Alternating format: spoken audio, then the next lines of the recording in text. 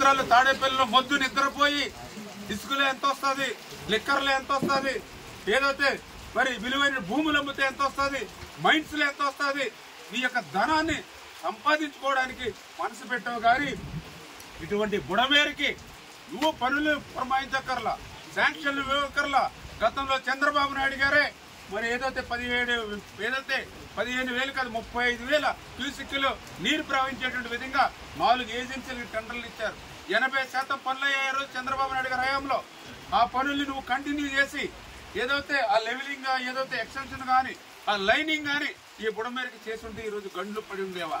అంచేత 100కి 100% నీ 5 సంవత్సరాల పాపం, నీ 5 సంవత్సరాల పాలన లోపం ఈవేళ ప్రజలు మేము కూడా శిక్ష అనిపిస్తున్న పరిస్థితి. ఖచ్చితంగా ఏదైతే ఇప్పుడు మా ప్రథమ ప్రాధాన్యత రాజకీయాలు కాదు, ఇప్పుడు ఏదైతే ఆ గండ్లను ఏ రకంగా అయితే పూడ్చామో దాని నుంచి మరి ఏదైతే ప్రజలందరూ కూడా ఉపశమనం కలిగేటువంటి విధంగా రేపు భవిష్యత్ కార్యక్రమం కూడా తీసుకుని ఇప్పుడు విజయవాడలో ఏదైతే వాటర్ ఈ రోజు వరకు కూడా వస్తూ ఉంది కాబట్టి దాన్ని బయటికి పంపించడం ఇప్పటివరకు సాధ్యం కాలేదు, కొంతమేర పోయింది.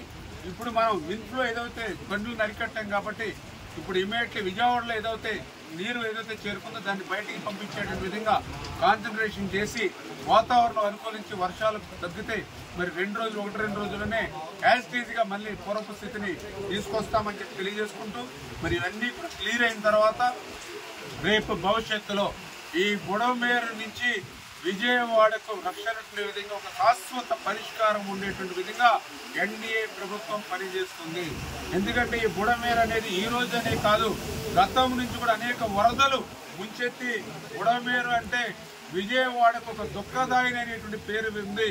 రేపు భవిష్యత్తులో అటువంటి పేరు లేకుండా మరి ఏదైతే ఈ బుడమేరు వరద నుండి విజయవాడని ఏ విధంగా కాపాడగలుగుతామనేది ఒక ప్రణాళికాబద్ధంగా భవిష్యత్తులో కూడా నిర్ణయం తీసుకుని పనిచేస్తామని చెప్పేసి కూడా మీ ద్వారా తెలియజేస్తున్నాం.